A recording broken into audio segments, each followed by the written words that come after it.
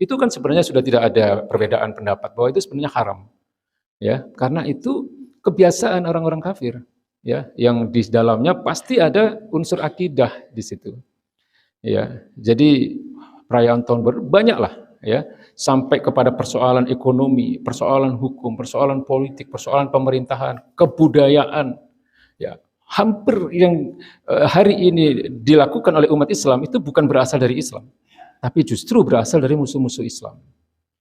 Nah, inilah maka yang sering saya katakan dalam muqaddimah itu, ya. Ketika umat Islam itu tidak lagi berpegang kepada Al-Qur'an, maka kehancuran itu hanya tinggal menunggu waktu. Ya, maka baginda Nabi mengatakan innallaha yarfa'u bihadzal kitabi aqwaman wa yad'u bihi akharin.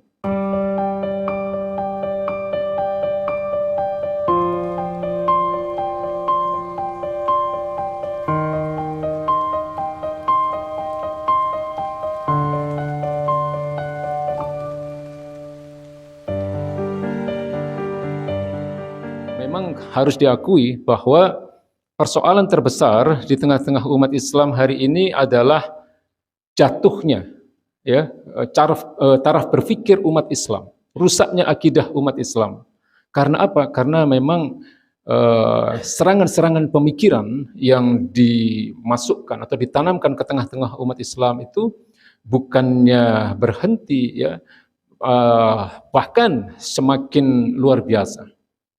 Ya, maka ini sangat berbahaya bagi kita, ya, bagi umat Islam kalau kita tidak berupaya untuk membentengi akidah kita ini.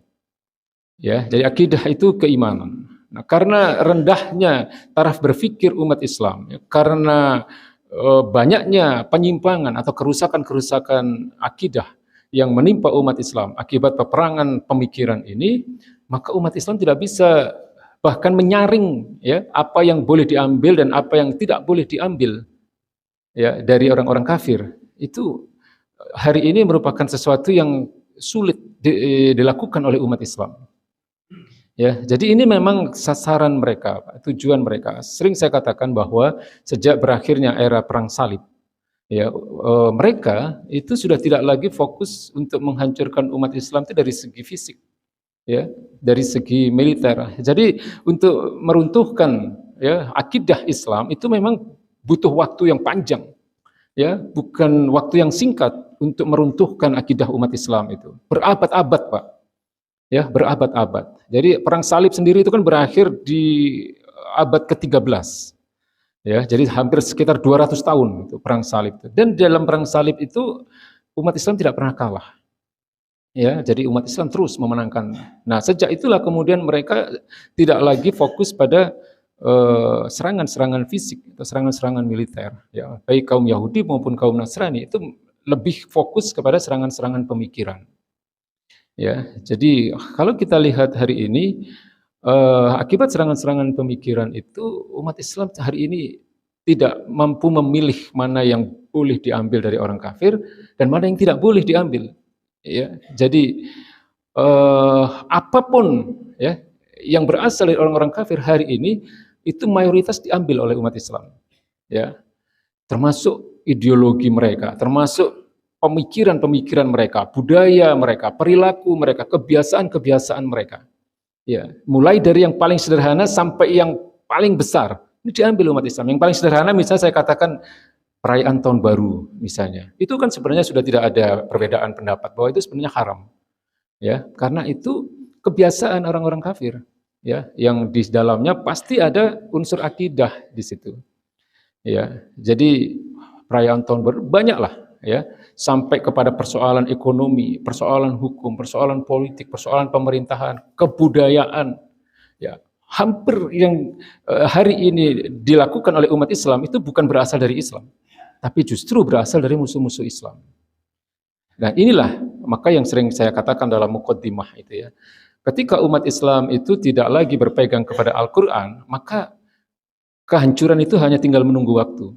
Ya, maka baginda Nabi mengatakan innallaha yarfa'u bihadzal kitabi aqwaman wa yad'u bihi akharin.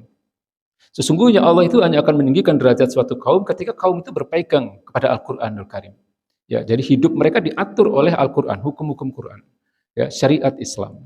Dan ketika kemudian umat Islam lepas dari syariatnya, umat Islam menjauh dari akidahnya, umat Islam tidak lagi berpegang kepada Al-Quran sebagai tuntunan kehidupannya, maka disitulah kehancuran umat Islam itu pasti akan terjadi. Karena ini sudah merupakan peringatan ya, dari Allah Subhanahu Wa Taala. Saya ingin menyatakan di sini adanya satu prinsip ya Pak ya, yang dimana tadi saya katakan bahwa umat Islam itu di dalam mengambil atau tidak mengambil yang berasal dari orang kafir itu pun hari ini tidak mampu memilih. Jadi misalnya begini, ya atau begini, ada satu bab ya dalam satu kitab yang lain. Itu kitab itu atau bab itu berbicara tentang mana-mana yang boleh diambil oleh umat Islam dan mana-mana yang tidak boleh diambil oleh umat Islam. Ya, yang tidak boleh diambil oleh umat Islam itu adalah apa yang disebut dengan hadoroh. Jadi hadoroh itu kalau dalam bahasa kita sering diartikan peradaban. Nah, peradaban itu apa? Peradaban itu sekumpulan pemahaman-pemahaman, ya, yang dimana di situ ada pemikiran, ada ideologi, ada kebiasaan, ada kebudayaan. Itu haram hukumnya diambil oleh umat Islam. Ya, Nabi mengatakan man tasyabbaha biqaumin fahuwa minhum. Ya, barang siapa meniru-niru atau mengambil cara hidup dari suatu kaum, maka dia adalah bagian dari kaum itu. Ya, seperti yang saya katakan tadi, bahwa bukan hanya dalam persoalan kecil, dalam banyak persoalan besar pun umat Islam mengambil hal-hal yang bersifat peradaban ini, aturan-aturan kehidupan. Ya, aturan-aturan kehidupan kita ini kebanyakan atau mayoritas itu berasal dari justru musuh-musuh Islam ya, yang diterapkan hari ini. Nah, ini kan sesuatu yang bisa dianggap sebagai satu lonceng kematian, lonceng kehancuran umat Islam, karena umat Islam itu hanya akan tinggi, hanya akan mulia ketika mereka mengambil aturan-aturan yang justru berasal dari Islam. Ketika umat Islam menolak ya atau menjauhkan aturan-aturan Islam dari kehidupannya, maka itulah umat Islam akan mengalami kemunduran hingga seperti hari ini. Ya, nah, jadi itu namanya hadoroh Pak ya, ada peradaban, pemikiran, kebiasaan, perilaku, budaya. Ini tidak boleh diambil oleh umat Islam. Adapun yang boleh diambil ya oleh umat Islam itu adalah hal-hal yang terkait dengan benda yang tidak mengandung unsur-unsur akidah ya. Jadi kenapa handphone ini bukan bikinan Cina ini Pak? Ya, AC kita itu mungkin bikinan Cina atau bikinan Jepang. Ya, kendaraan-kendaraan kita itu rata-rata ada yang bikinan Cina, ada yang bikinan Jepang. Ya, tidak ada masalah itu kita ambil karena itu benda atau hasil-hasil teknologi yang tidak ada terkait dengan unsur-unsur pemahaman gitu. Tidak ada unsur-unsur akidah di dalamnya. Ya, tidak ada masalah kita ngambil teknologi mereka. Ya, Nabi itu dulu juga mengambil teknologi dari orang-orang Romawi Pak, di dalam menerapkan sistem pertahanan Hondak ya, atau Parit, Persia, ya, mengambil sistem pertahanan dari Persia itu, ya, atas usulan dari sahabat Salman Al Farisi. Itu kan persoalan teknologi ya pada zaman itu, ya, sistem pertahanan. Kemudian kalau kita tahu mata uang misalnya, mata uang dinar dirham itu bukan dari Islam, dinar dirham itu dari Romawi. Nah, itu kan benda, ya, artinya tidak terkait dengan unsur-unsur akidah, tidak ada unsur-unsur pemahaman di situ, ya. Nah, adapun benda yang tidak boleh diambil ya oleh umat Islam itu adalah benda-benda yang terkait dengan peradaban mereka, ya. Benda-benda yang terkait dengan pemahaman mereka, benda-benda yang terkait dengan akidah mereka. Nah, ini tidak boleh diambil.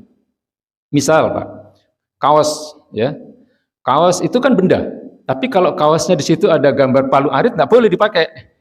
Karena ada unsur pemahaman di situ, ada unsur akidah. Ya, atau ada gambar salib misalnya tidak boleh diambil, atau gambar bintang David misalnya, ya. Nah, meskipun dia benda, tapi di situ ada unsur akidah, ada unsur pemahaman. Tapi hari ini kita melihat anak-anak muda itu dengan bangganya mereka menggunakan kaos yang gambarnya ada palu aritnya misalnya, ya, atau ada gambar salib dan seterusnya, ya. Padahal nggak boleh itu, meskipun dia benda, tapi ada unsur akidah, ada unsur pemahaman di situ. Atau misalnya lukisan, Pak, ya, lukisan. Lukisan itu kalau lukisan pemandangan, ya, lukisan benda yang nggak ada terkait di situ dengan gaya hidup orang-orang kafir, itu tidak ada masalah, ya. Tapi kalau lukisan itu adalah bergambarkan seorang wanita misalnya yang tidak menutup auratnya misalnya, nah itu haram diambil. Karena apa? Di situ ada unsur budaya mereka. Nah, budaya ini kan termasuk pemahaman. Ya. Nah, ini kalau zaman dulu umat Islam itu sangat memahami Pak hal-hal seperti ini. Ya. Nah, tapi hari ini kita atau umat Islam hari ini tidak mampu membedakan mana yang boleh diambil dan mana yang tidak boleh diambil. Seluruh pemahaman-pemahaman orang-orang kafir hari ini hampir seluruhnya diambil oleh umat Islam. Ya, dalam budaya, dalam persoalan kebiasaan, ya seperti tadi saya katakan, misalnya perayaan tahun baru, misalnya perayaan Natal bersama, misalnya saling mengucapkan selamat, itu semua adalah terkait dengan persoalan pemahaman, persoalan akidah. Ya, belum lagi kita masuk dalam aturan-aturan kehidupan. Tidak boleh kita ngambil sebenarnya, ya. Persoalan-persoalan hukum, ekonomi, politik, pemerintahan dan seterusnya. Ya. Jadi ini sekedar pemahaman, Pak ya. Mengapa saya mengambil kitab ini?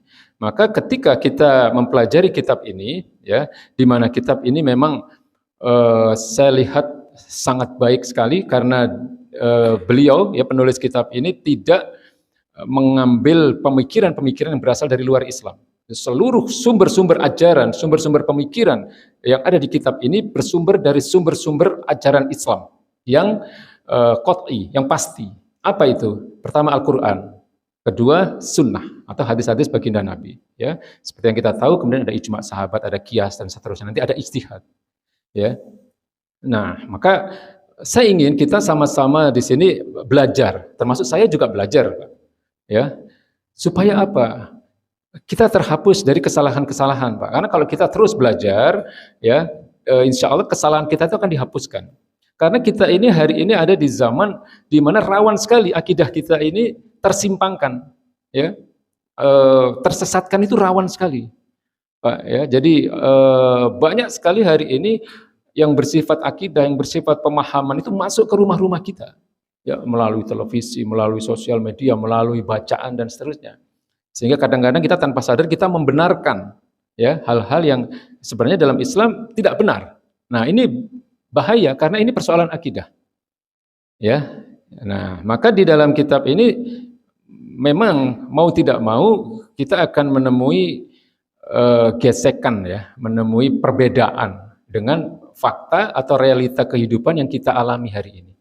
Karena realita kehidupan yang kita hadapi hari ini kebanyakan memang tidak bersumber dari Islam. Sementara kitab ini mengajarkan kita agar kita berpikir, ya, dengan sumber yang benar dari ajaran-ajaran Islam, ya, yaitu Quran, hadis dan seterusnya tadi. Ya, nah maka itulah kita semua ingin selamat kan Pak ya, dunia akhirat ya. Kita ingin selamat kan, ya. Dan faktor akidah itu nomor satu nanti yang menentukan selamat tidaknya seseorang di depan Allah Subhanahu Wa Taala nanti. Makanya sering saya katakan, banyak nanti di akhirat itu orang-orang yang selama di dunianya dia merasa Islam tapi belum tentu dihukumi sebagai muslim, ya, oleh Allah Subhanahu Wa Taala. Karena apa? Karena akidahnya nggak beres, ya, akidahnya banyak penyimpangan, ya. Sementara sebelum amal soleh, ya, Allah selalu katakan iman dulu kan, ya, innalladzina amanu wa amilus sholihat, selalu begitu. Ya, orang-orang yang akan mendapatkan balasan terbaik, ya, surga atin dan seterusnya. Ya, selalu imannya dulu yang harus benar, ya, di hadapan Allah, baru amal-amal solehnya dinilai.